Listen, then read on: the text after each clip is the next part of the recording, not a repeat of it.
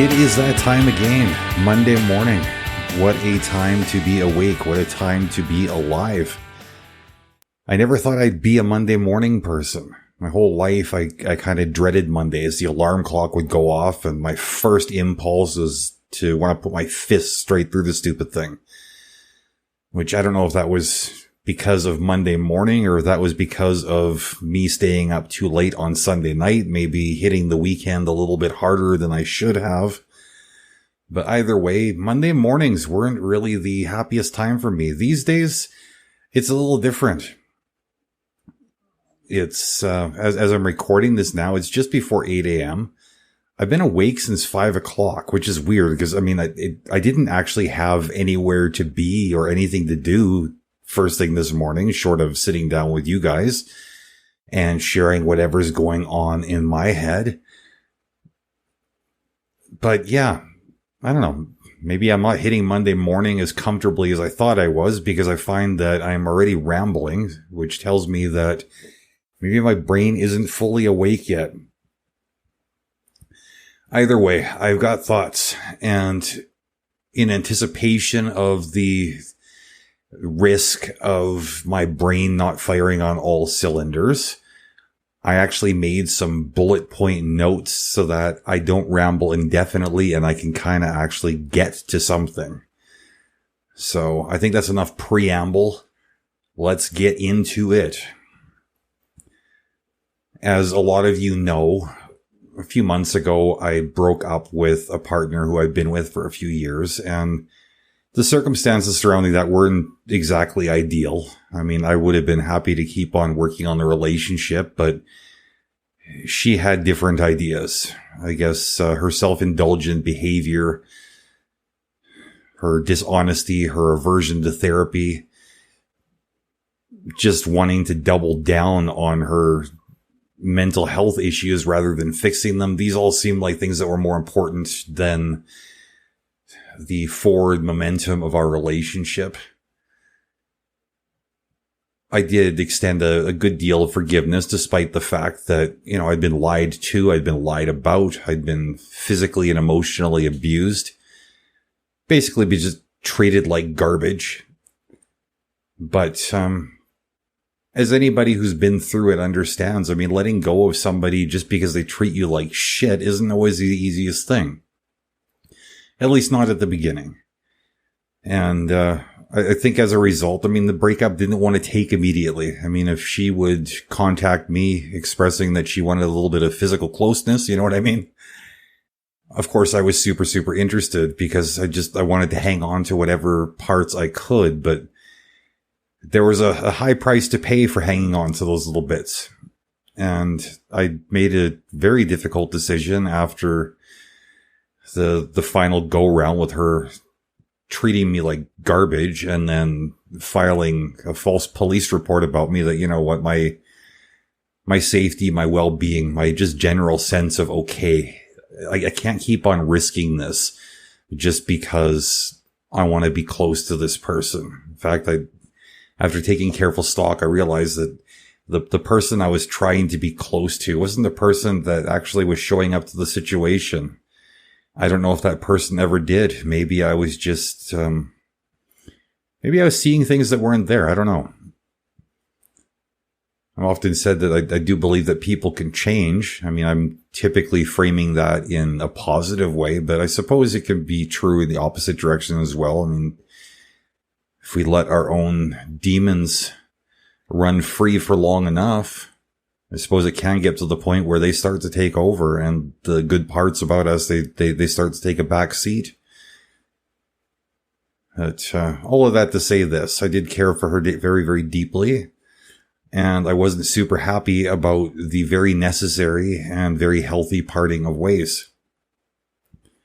And, I did take my season to feel sad, to grieve the relationship. But I didn't completely park there either. I also dug deeper into therapy and dug deeper into doing what I always do, which is working on myself.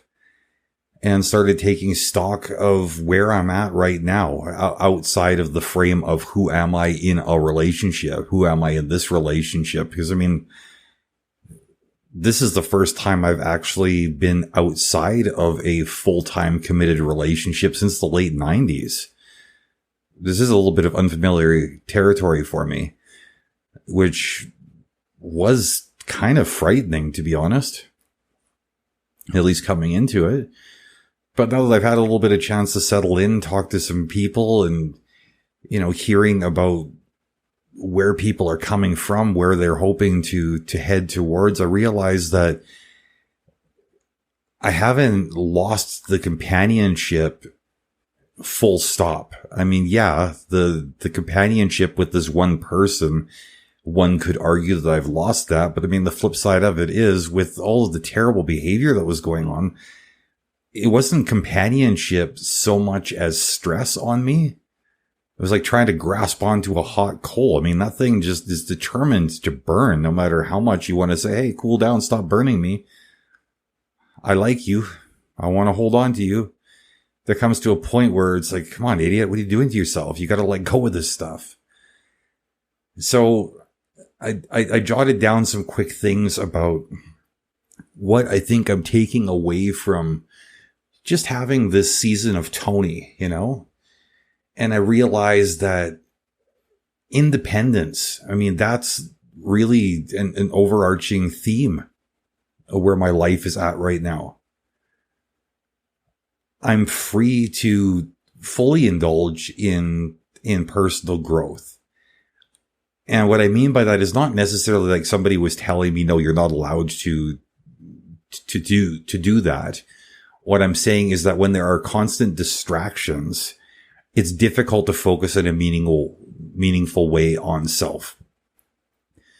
And it's difficult to maintain the energy levels that are required to work on self. And now without that distraction, without that drain on my energy, man, I feel like I'm doing the best work on me that I've done in years, which is awesome.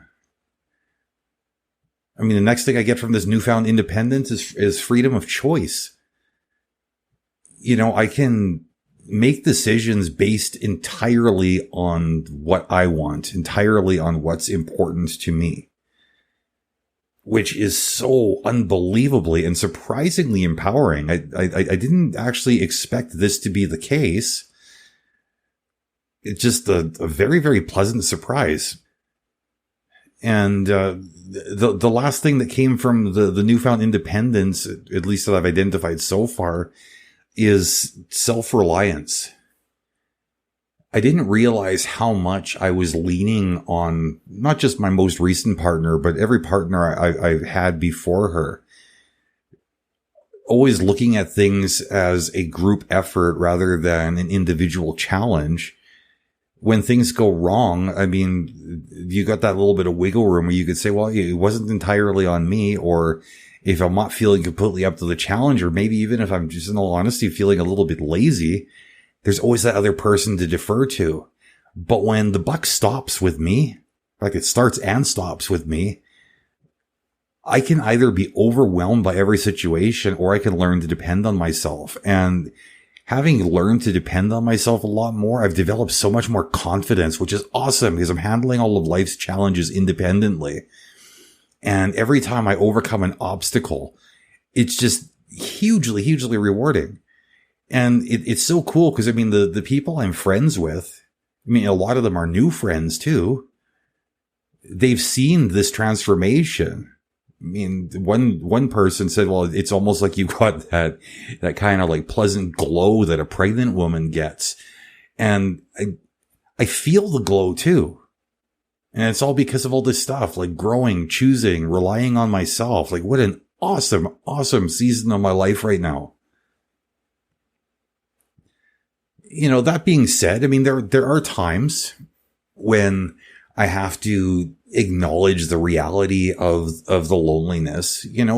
For the most part, my days are pretty pleasant.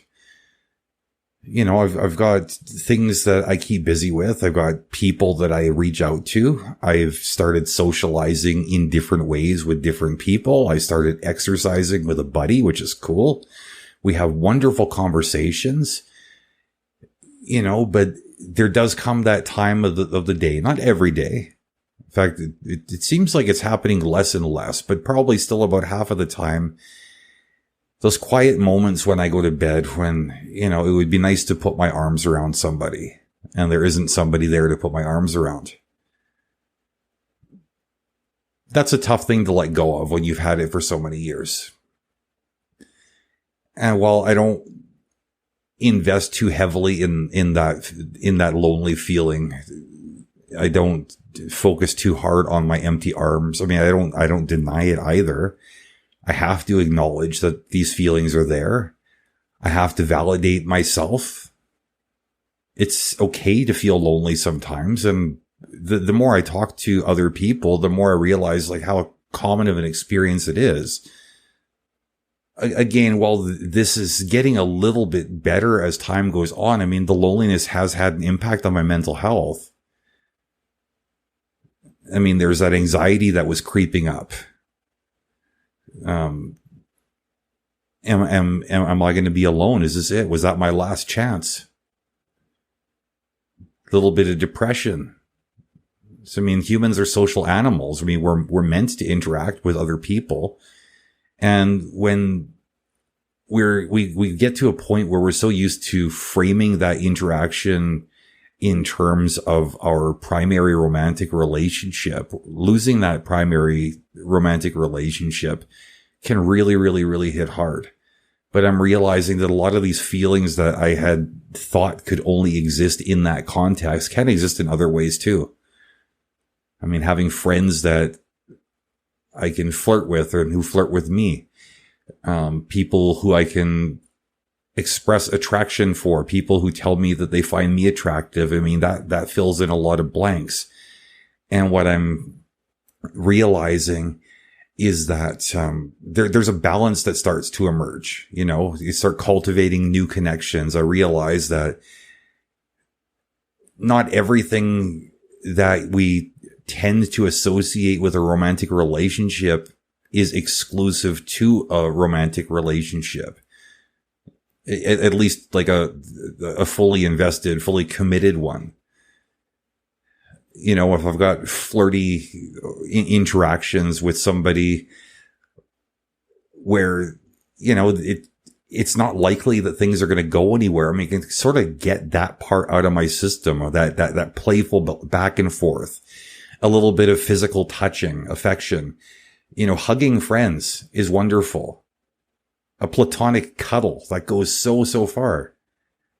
And, it's not that sex isn't nice. And yeah, I mean, if I'm being realistic, sex isn't exactly a difficult thing to find. In fact, I don't know how or why people struggle when it's just a case of trying to get laid. But I mean, I'm realizing more and more that I'm not really interested in casual hookups. At the same time, I don't feel like I'm ready for a committed relationship. So again, I'm finding that balance. I mean, yeah, I mean, let's be honest. I mean, as people, we often have, what we identify as physical needs. I'm realizing more and more that these needs, more often than not, they're just desires, and the desire passes. I'm also finding balance in the idea that, quality over quantity is a thing. As I broaden my social circle and I cultivate deep, meaningful connections throughout this circle, I'm realizing more and more that, there's a lot of stuff that, or a lot of wants and needs to get satisfied by like sort of these casual acquaintances. But I also realize that having one or two super close friends have been making a really, really significant difference in my life. And, instead of worrying about having these one or two close friends plus a partner, the partner almost was diminishing the quality of my life, right? So by decreasing the quantity of people, decreasing the quantity of nonsense and hassles, decreasing the quantity of abuse, the quality by extension has just kept on going up and up and up. And I feel like I'm getting happier all the time. And, you know, when I first started seeing my new-ish therapist a couple of months ago, so one of the first questions he'd ask me is, when was the last time you felt happy? And when I really thought about it, I couldn't remember ever having felt happiness. In fact, I was pretty sure happiness was something that I wasn't capable of. But these last, I can't even say like couple of months, probably last month and a half, happiness just seems to be more and more part of my normal. And I'm not saying I'm like walking around with a smile plaster on my face like giddy all the time. But if you're going to ask me today, you know, when was the last time you felt happy? The last time I felt happy was yesterday. If you'd asked me the same question yesterday, I would have said the day before. And it just every day has got a little bit of happy in it, which is really, really good. Which, you know, kind of leads me to the next thing I jotted down was like something about self-compassion and self-care. I wasn't really clear with my notes, but I noticed that the more I feel kind of satisfied, happy with the way I'm living my life and with the people I've chosen to surround myself with. And I mean, let's be honest. And also the people I've chosen not to surround myself with. When I increase the number of kind and supportive voices and silence the ones that are just negative and terrible, when I eliminate the people who seem determined to just set my life on fire and burn it to the ground, I start looking at myself a little bit differently. Because, and it's not like my friends don't challenge me, because they absolutely do. They call me out the moment I express any kind of bullshit, which is great. That being said, I'm not expressing that much bullshit, so they're not having to call me out that much these days. And the feedback I get is so, I don't know, I guess loving, kind, compassionate, caring. They value me, they cherish me. And as a result, I'm seeing myself kind of through different eyes, because I start thinking, well, if everybody else is seeing me as something good, maybe I am something good. Maybe all this verbal abuse I was dealing with, physical abuse, and just every kind of abuse from my ex was informing my own inner dialogue. So even when she wasn't around actively treating me like crap, I was picking up the slack for her and abusing myself inside the privacy of my own head. And I'm not doing that anymore. I'm being so kind to myself, which feels good. And I've established self-care routines that are helping me when I'm feeling lonely. You know, I've gotten back into meditation and reading. I've been getting into different types of creative artistic projects, which is fun. I started exercising again. And while I'm on that point of exercise, actually, there's something I'm going to say it out loud, because then I figure if it's out there, then I've sort of locked myself into it. There's no backing out. What I'm going to do as soon as I'm done recording today is, like, I've gotten a little bit, I'm not going to lie, I've gotten a lot out of shape over the last year or so. And a lot of that has to do with me making excuses because of my poor health and whatnot. But I mean, the more I use my poor health as an excuse to not exercise, the more the lack of exercise is feeding into my poor health. It just turned into this vicious cycle. So I don't know why, but I got it in my head that sit-ups is where I wanted to go next. So when I stop recording today, I'm going to do as many sit-ups as I possibly can. And then what I'm going to do is I'm going to take half of that number, and that's going to be my starting point for tomorrow. I'm going to do that number of sit-ups, and then each day I'm going to add one sit-up to that number. And I don't know how far I'm going to take that, but I'm going to commit to adding one per day for at least the next 6 months, and then we'll take it from there. Maybe at some point, if I start feeling a little less self-conscious, I might start just taking short videos of these sessions, maybe even taking some photos to see how, if at all, my body changes. If nothing else, I'll describe how it's been affecting my overall feeling of well-being. And yeah. Okay. So now that we're back off of that side note, a big part of this journey also has been, as I mentioned before, talking to a therapist, seeking support, and not just professional help, which is super, super valuable, whether it is a therapist, a coach, a psychologist, whatever, all good stuff. Obviously, the self-help is good. Self-help isn't something that you necessarily do all by yourself. Sometimes it's guided self-help through the course of an online workshop or a book or something like that. But then also support groups. I started attending a men's group, which is really, really good, because while it's not therapeutic per se, there are definitely therapeutic benefits to be taken away from just getting together with other people that are dealing with similar stuff, who frame life in similar ways.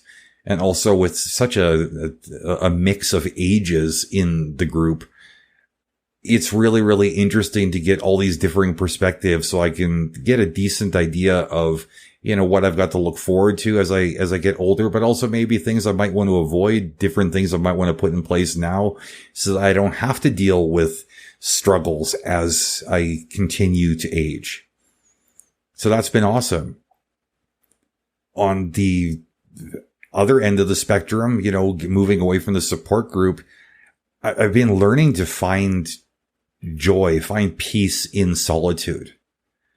And I'm not talking about sitting there being okay with being lonely. I'm talking about like figuring out things, activities, endeavors that are designed around me being just me. And whatever these activities are, for instance, like one of the silly things I did recently was I got a couple of Hot Wheels cars, and I did wheel swaps on them just because I thought, well, it would look cool with different wheels. I was really struggling because my eyesight isn't very good. My manual dexterity these days is kind of terrible. And as much as I fully expected that if I was going to hit a challenge like that, I'd end up feeling really, really frustrated, I realized that I wasn't feeling frustrated. I was actually celebrating the fact that I wasn't getting frustrated. I realized that, it's okay to put this down and come back to it later. I don't have to complete every project in one sitting. I've got a few things on the go right now that, normally I would have just made myself crazy trying to complete in a couple hours. And now I've thought, what?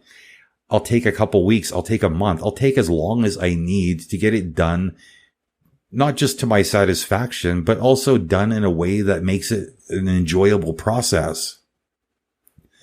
There's other opportunities to engage in reflection and personal growth and, mindfulness, if you want to call it that. Something as simple as just taking a walk in the park barefoot.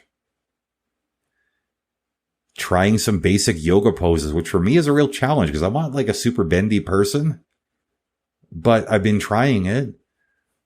And also taking the time to listen to music that I wouldn't normally listen to. I just feel like I'm finding so many different ways to enjoy my alone time. So, it all comes down to this balance.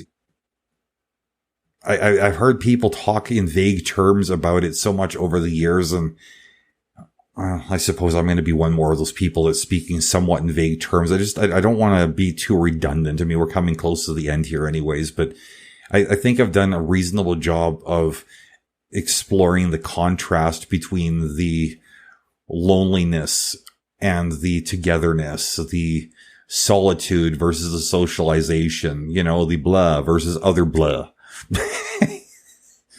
Sorry, it's times like this where I really wish I scripted this show, but at the same time, it wouldn't be super authentic if I did. But in any event, I mean, I'm finding balance that works for me. I'm defining that balance in ways that make sense to me. I suppose everybody's journey would be a little bit different. Everybody's balance would have a different recipe. But this is a little bit of mine. So, yeah, I mean, as we come to a close, I just want to encourage everybody. I mean, whether or not you're dealing with a breakup, I mean, one thing I've learned is that maybe I should have, even like all these years when I've been with other people, I should have maybe been taking a little bit more time to explore me. Maybe that would have brought a better version of me to the table. Maybe I would have had a little bit less resentment. Maybe I would have put a little less pressure on the people that were surrounding me, because I would have been a little bit more confident and independent, less reliant on another person to define my value even. And that last bit, it's so important, because I think if I'd been in a healthier place and more capable of defining my own value, maybe I wouldn't have been so susceptible to abuse. Maybe I wouldn't have been so tolerant of it. Maybe I would have thought, hey, I'm a valuable and wonderful person, and it's not okay to treat me like this. It is perfectly okay for me to walk away. Anyways, if you got thoughts on this or anything else I've talked about, either on this show or any other, feel free to reach out. Call me TonyPod@yahoo.com. Also, don't forget to check out the In the Blood podcast while we are on a summer break until the second Friday in August. There's plenty of good stuff in the back catalog. Also, if you've got suggestions on anything you'd like to hear me talk about, again, feel free to send me an email. And until next week, my friends, take care of yourselves and take care of each other.